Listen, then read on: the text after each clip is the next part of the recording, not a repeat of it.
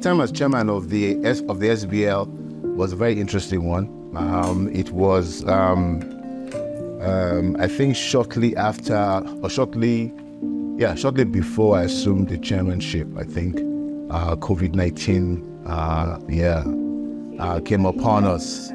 So what I describe as the noisome pestilence, in the biblical sense, came upon us, indeed the entire universe, really. But what could have been, for lack of a better of putting it, almost a disaster, became an opportunity, because we were able to leverage on technology.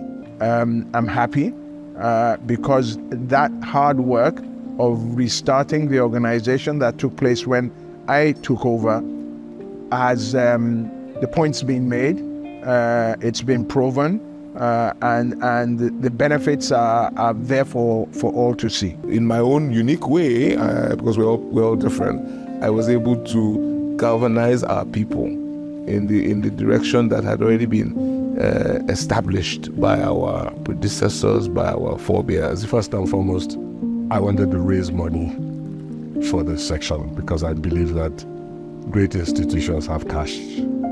Liquidity is part of institution building, right? So in 2 years, I was able to do that. I was able to increase the liquidity of SBL from 30-something million to 208 million.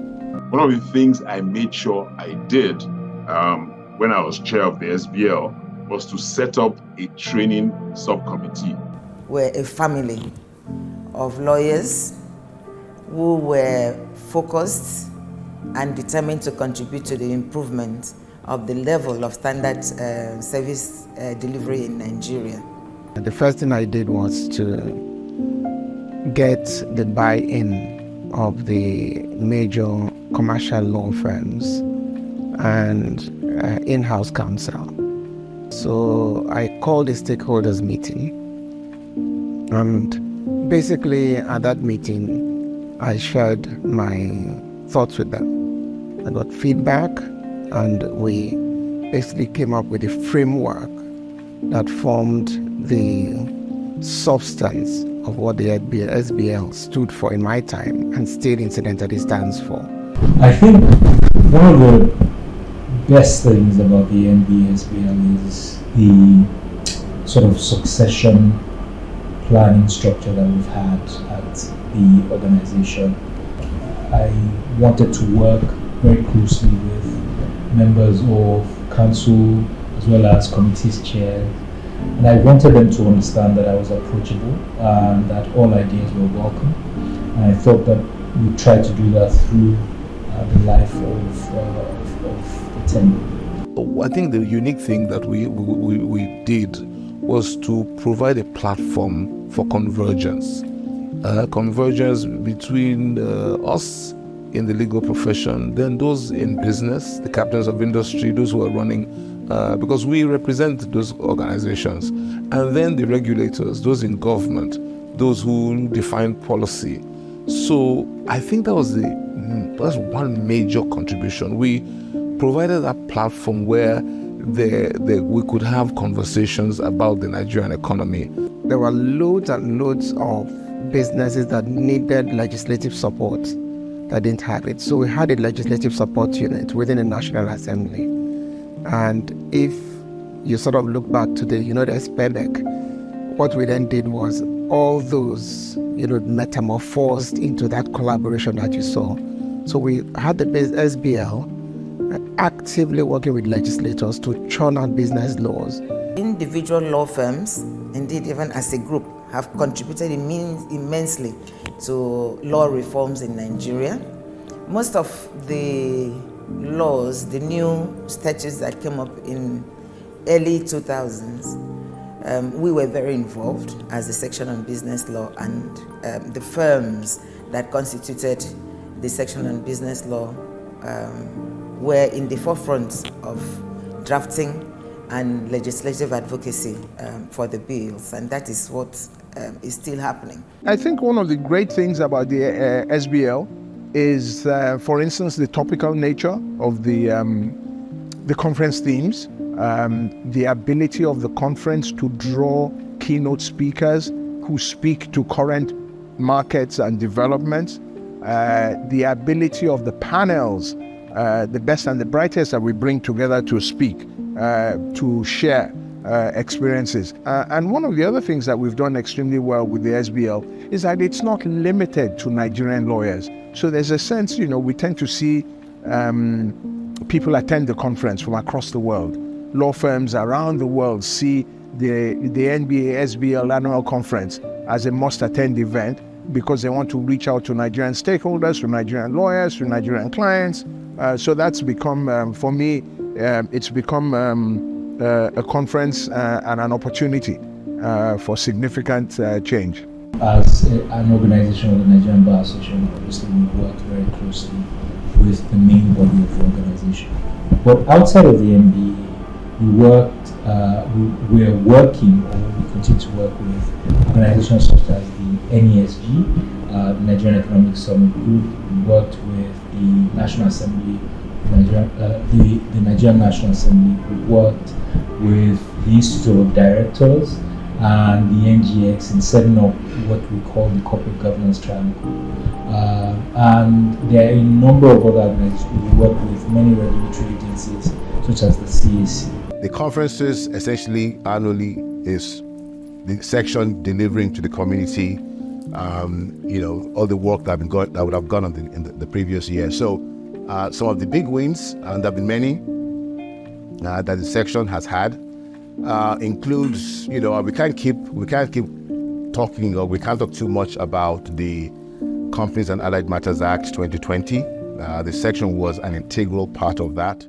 So whenever we have an issue that has to deal with a particular subject matter, or we have to engage government on a particular subject matter, we drag in that committee, right? Because those are the people who understand that landscape, right? So it makes life easy, because you're not, as a chairman or someone sitting on council, you're not a jack of all trades, and you're getting the best input with any engagement.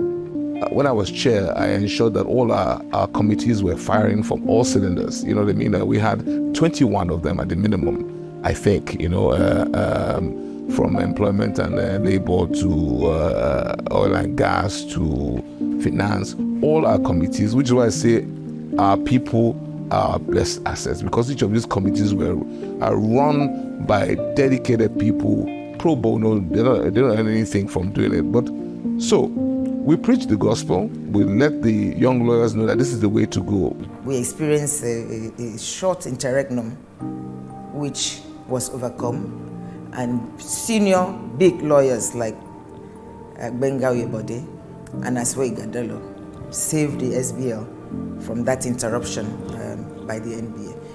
Other than that, I think SBL has been very, very successful.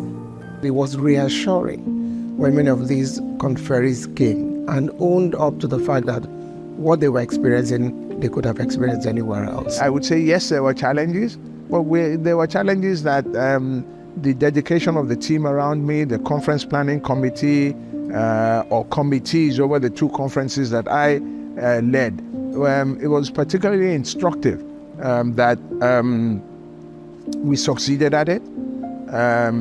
We created maybe not just the impression, but the reality that it was doable. It wasn't easy, but that it was doable, and that you could do it successfully. And I think that's what the current board and the team are feeding off. It is very necessary to have the support of the law firm so that the tenure will be hitch-free. We will have the time and the resources, very critical, to be able to execute the role. I enjoyed maximum cooperation from all of them, no exception. They embraced the idea from when I muted it first with O.C. Jakocha, through all the others who gave life to it.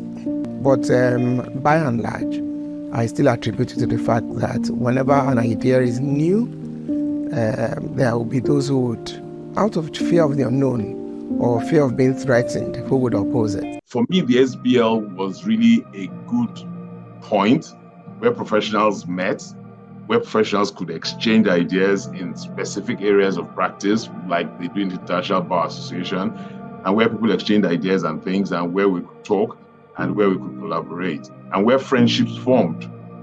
And I wouldn't say that as an organization, we had significant challenges during that period. Personally, there were challenges because there were other things going on in my life which affected the ability to operate at the, I would say, at the maximal level. Nonetheless, I believe that we've done very well. We are actually not in these positions to serve ourselves, but to serve other people. Sometimes there were difficult conversations, but I think one of the hallmarks of leadership is to learn how to have hard conversations in a soft way. MBA conference, SBL conference was plug and play. It was our leaders, those who came before us, had already defined, they had already put the building blocks in place. So all we needed to do was to improve, and then just say, how can we do this better? We should see ourselves not at the receiving end of laws, but actually as participants in the formulation of policy and laws. I think that, if I had to change the way the Nigerian lawyer is trained, I would like Nigerian lawyers to be more numerate. Well, as far as the current chair is doing very well, I don't know, I think like the advice I would give him is that he should keep up the good work he's doing. Future chairs, they should continue to try to be dynamic and innovative and be current, and not just be current, if they can even perhaps try to see futuristic or see into the future. I'm looking at huge collaborations amongst firms across the continent. It's happening now. Nigerian law firms are reaching out, some even beyond the continent. If you look at what OLP are doing in England and so many other places, that's the role we should be playing, and there will be many more of it. Look at what has happened in the past. I think history is very important. Study the history of the organization, study the precedents of the organization, but don't be afraid to change things. It is important that we go from strength to strength, as they say, and we do better. You know what I mean? We must, from keynote speaker to sessions, we must be discussing issues that are front burner issues that are relevant to our members. Addressing the issues that they consider important. I'd like to encourage the new lawyers, the very young lawyers, to volunteer to serve in committees, because that's leadership skill that you acquire when you come into SBL is a skill that will see you through the entirety of your career. And there's a lot of benefit because SBL organizes specialized lectures. They should realize that this is a journey. It's not a race, right? Journeys are continuum. Races have an end. I think we all feel that giving back has been more than worthwhile, and we're very proud to have done it, and we'll continue to give back. So this is the future, and that's what I hope we can achieve. And kudos to all of you who were involved in the 2023 conference. I'm grateful to have had the opportunity to serve as their chair, and I'm looking forward to now supporting people from the sidelines as the organization goes forward. I'm so proud of the SBL because it is something that has evolved before our very eyes. It is your mustard seed from which an country has actually grown, because I was there from the beginning with our pioneer chairman, Mr. George Itomi. We used to huddle in his little conference room, and from there, an institution has been built. Right now, like I said to you, when I became chairman, it was plug and play. think the SBL is a great organization, and I think it's even gotten much better since I left as chairman. People are working collaboratively together. We're forging interests and partnerships. We're training our guys. We're reaching out across bridges and divides. And I think it's such a great organization. The world is changing. There's innovation around us. I think we need to capture the kind of change that is critical in the training, in the culture, in the work habits of the lawyers, so that they become participants in a rapidly changing. SBL has matured, it has come to stay, it is still the flagship of Nigerian Bar Association, and it will keep growing. We have younger ones now who are more innovative and bringing in new fantastic ideas.